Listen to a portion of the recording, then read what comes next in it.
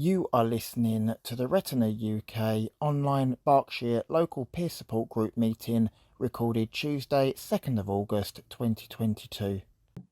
So welcome to the Retina UK Berkshire local peer support group meeting. My name is James Bertley and I'm the volunteer coordinator in the Berkshire group. Thank you very much for joining us this evening. We're very pleased to be joined by Christine Cutts, the sight loss support officer for Berkshire Vision, who's going to speak about what support is available in our local area to support blind and visually impaired people.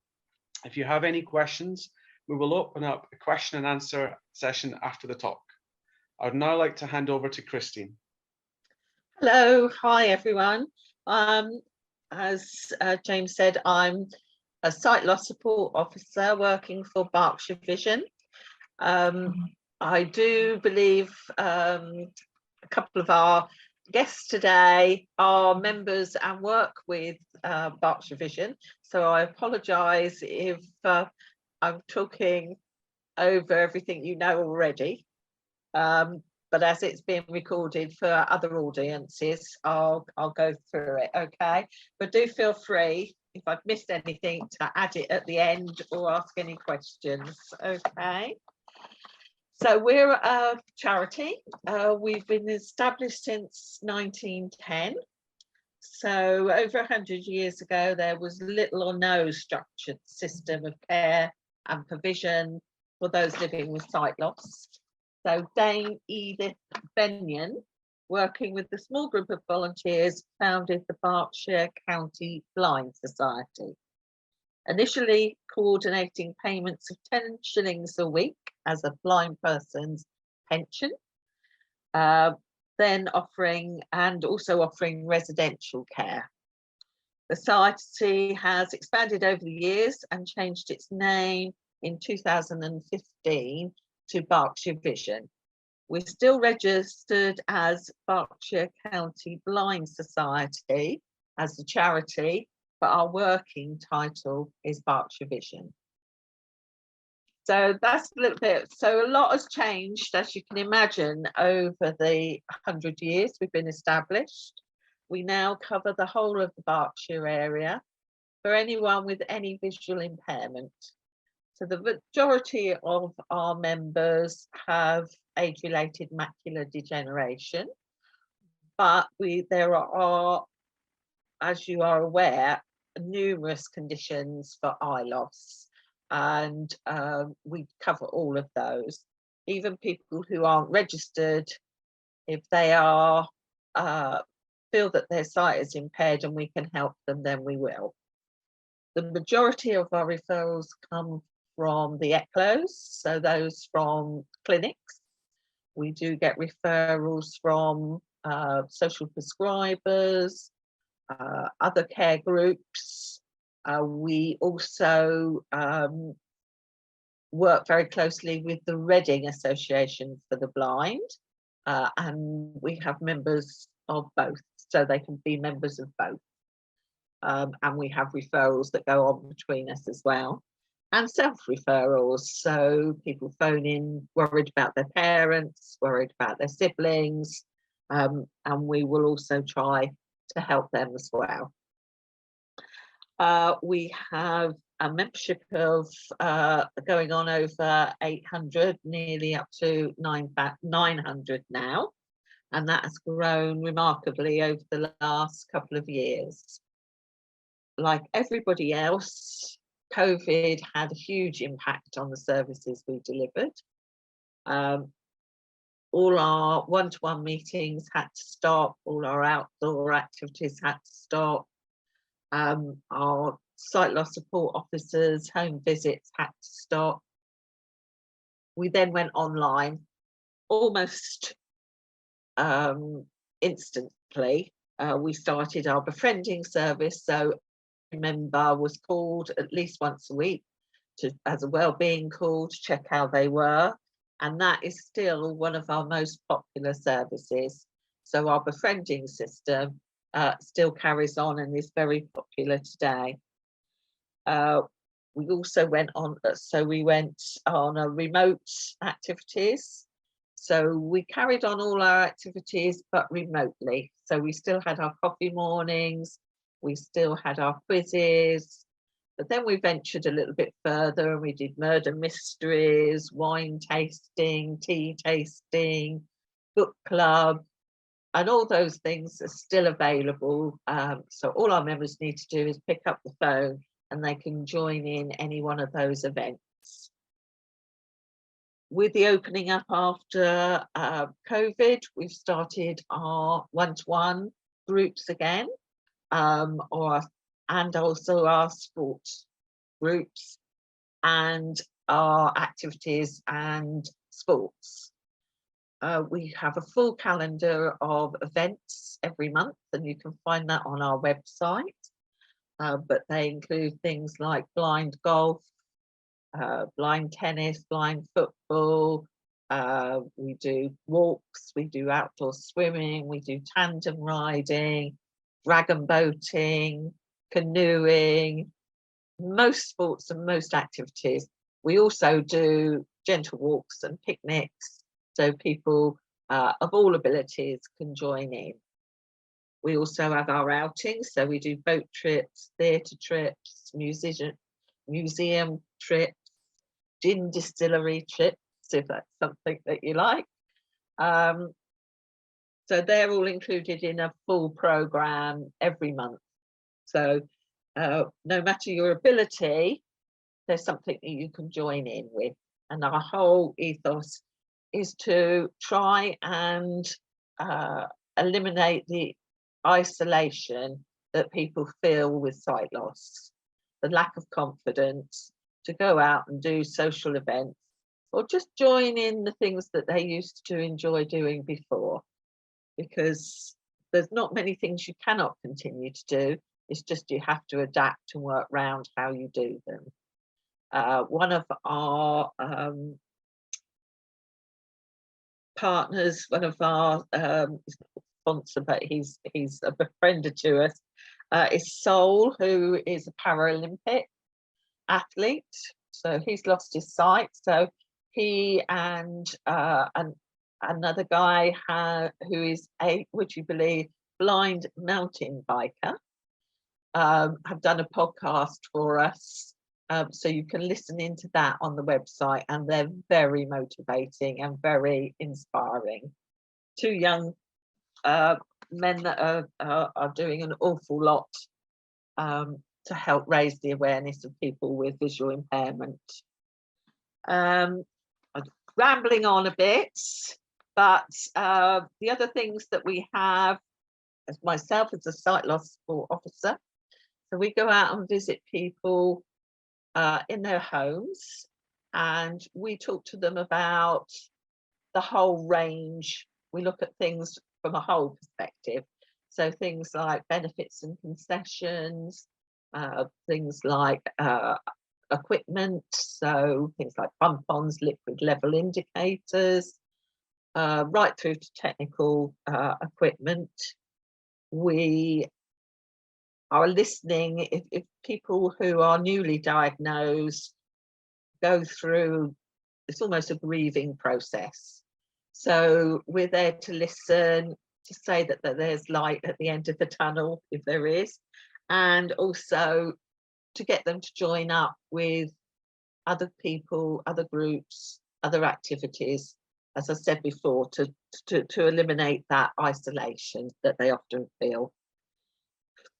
We also talk to them about all the activities we do. We do a thing called an MOT, which is a nationally recognised framework for assessing. Sounds like we're filling in forms with them. It's done more on a conversational type of conversation rather than we've got to fill in yet another form. And they have plenty of those to fill in as it is. And then we can review that so we can see what input we've had and how that's affected and improved things, or what continual support that they need. I've mentioned the social activities. We do social clubs in all areas of Berkshire. So we do social clubs that people can join, and I've just noticed we've had someone join us. Hello, James. So we've had we have social clubs in all the areas. We also have coffee mornings quite regularly in different areas where people can join up and just have a chat and meet up. Some have tea and cakes. That's usually part of most of our events, is tea and cakes and chats. So even if you don't enjoy the event, you should enjoy hopefully meeting new people. As I've mentioned, all the sports. We also have growing area. Tafara's one of our tech buddies, so he knows we have some very helpful volunteers that will go and help people with their tech problems. This is an area that we are expanding. It's new to us. We knew and recognised there was a need amongst our members, and this is an area that we've put a lot of development in, certainly over the last 18 months, 2 years. So we are very grateful to our tech buddies. The most of them are visually impaired themselves, so they use the equipment, they use the apps, so they're in a good place to share that information with our sight impaired members. Sometimes that means going along with our resource officer, and sometimes our sight life support officer will go out as well, just as a support for the two in communication. We also have Justine, who's our results officer, and she's very busy at the moment, meeting suppliers, updating our resources that we've got, trying to find the latest equipment. She was testing out the new cane that gives you feedback, tells you what the buses you can get on, where they stop, if they stopped at your stop. It also vibrates anything above waist level, whereas the stick will do the floor and different levels. This will feed back vibrations if anything is near you from the waist above. So things like van, windscreen, wind mirrors, which are always at the wrong height as you're walking along the path, it will pick things up like that. So she's had a trial of that. She's now trialing it out with the tech buddies so that we can talk to anybody who's interested as a member to give them a demonstration of how that works. So that's the type of thing we're doing. We're developing our clinics where people can come in and have help with technical issues and try out new equipment. We do have very limited grants available within Berkshire Vision to help, but we also apply to grants from other societies and other charities to help fund equipment, because sometimes these things are quite expensive, as you can appreciate.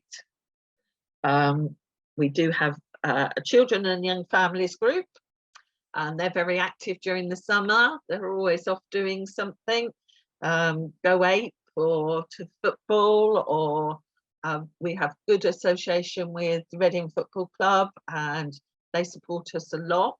And I think they were on Radio Berkshire the other day, giving an interview. So we are very much involved in any local groups or charities that can offer additional services and resources to our children. Our newest pilot is Realise. So again, people are very isolated. So we're setting up Realise so that a volunteer can go and take the person out, the member out. So out for a coffee, out for a walk to the shop, just to get them out, to give them that confidence to have someone beside them. We're also finding that we've got a growing number of members that are in care homes that actually would like someone to chat to. And that is something that we're hoping to increase and develop. It's taking time because obviously the volunteers need supporting, they need training, they need vetting. So it is a process, but we are growing that area. And we also do the Living Well with Sight Loss courses, which were RNIB courses, and we work in partnership with them to deliver them locally. And we're doing our second one of those in October.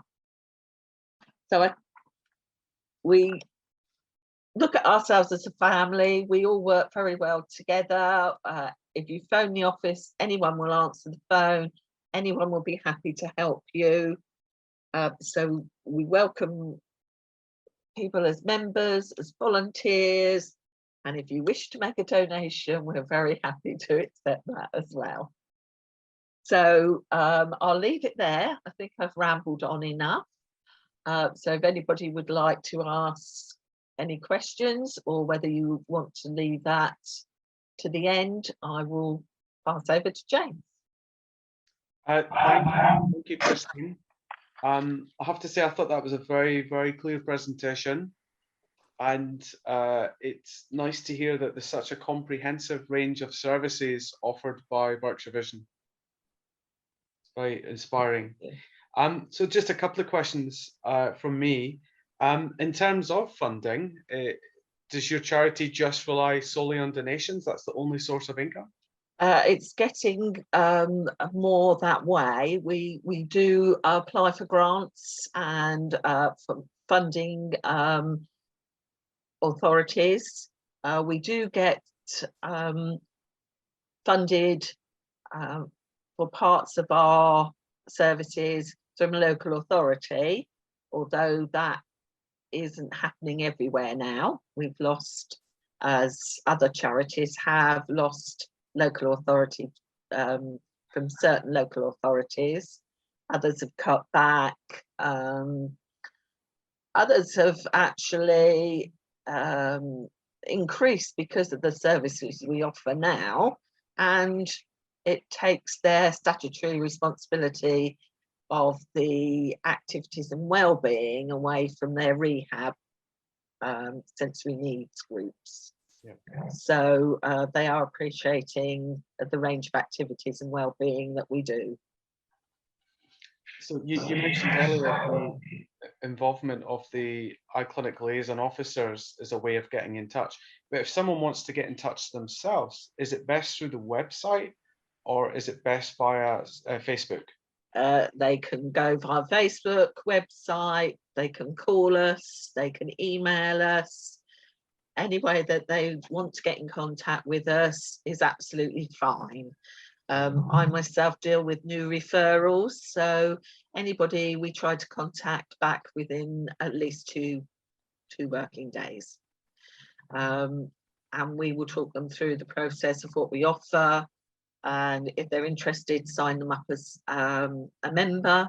It's free to join, and they can access all our services from that point. That's wonderful. Does anyone have a question for Christine? One thing I was curious about, Christine, is what exactly do the Reading Association for the Blind do? They run very much as we do. They are an independent charity. They run, but they only concentrate on the Reading borough area. Right. So they usually refer their members to us for tech issues, for our range of activities, and that way we work in partnership with them, and we don't exclude people because they live in the Reading borough. Okay, thank you.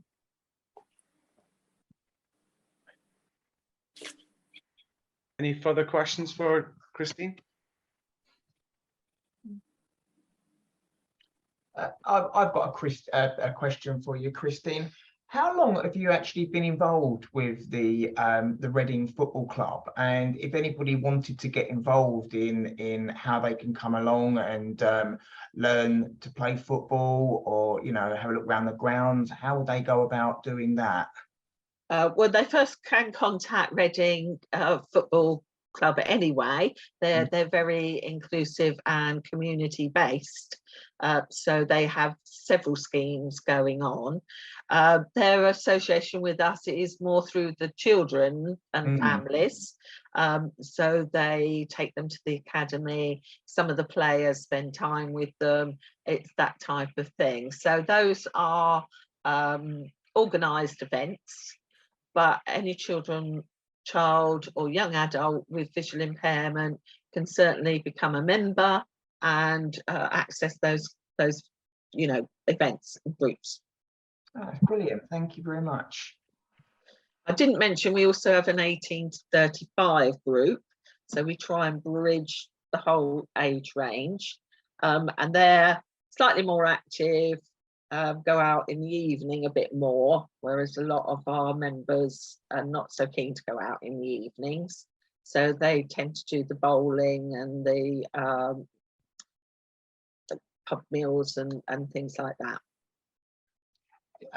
Sorry, a follow-up question. Are you finding more of your members are sort of more engaging in peer-to-peer, face-to-face contact now, as things are starting to lift ever so slightly? Are you seeing an increase in numbers, or are you still doing just as much remote groups as you were a couple of years ago? Well, we're keeping all our remote services, because obviously a lot of people still haven't got the confidence to go out, and a lot of them say they just feel comfortable. They don't need to go out of the house. I think they don't see the need to go out. So if we can offer things they can do at home, and I think that is still the hangover from COVID. They've got, if you like, cozy in their own environments, settled in their own environments, and the thought of going out is probably seems like too much trouble to them, if I can put it that way. Although we encourage it as much as possible, and that's another reason for the realise, so that we can encourage them out and rejoining things.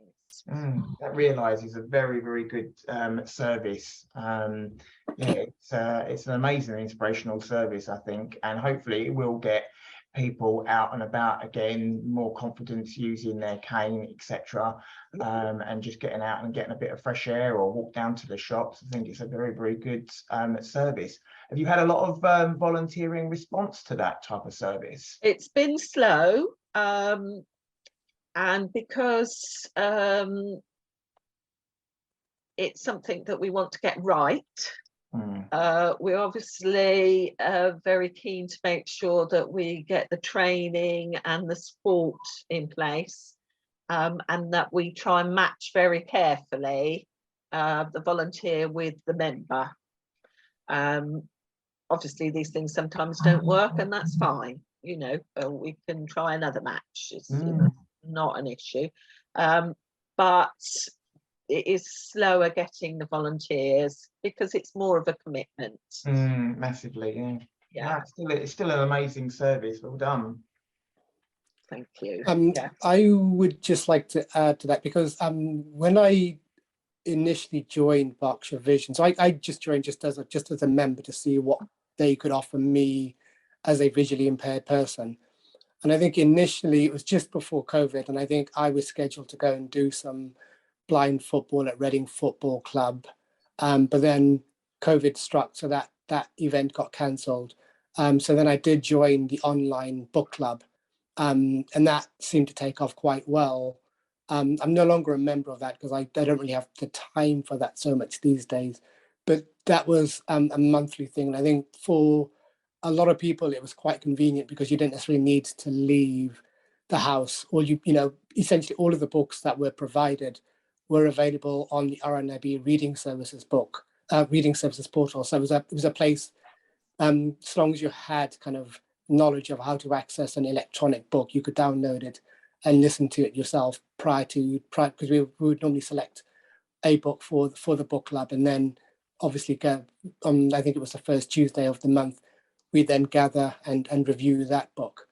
I have actually been to a couple. One of the outdoor events. So last Friday, I did do the dragon boat racing, and it's convenient in as much as someone does.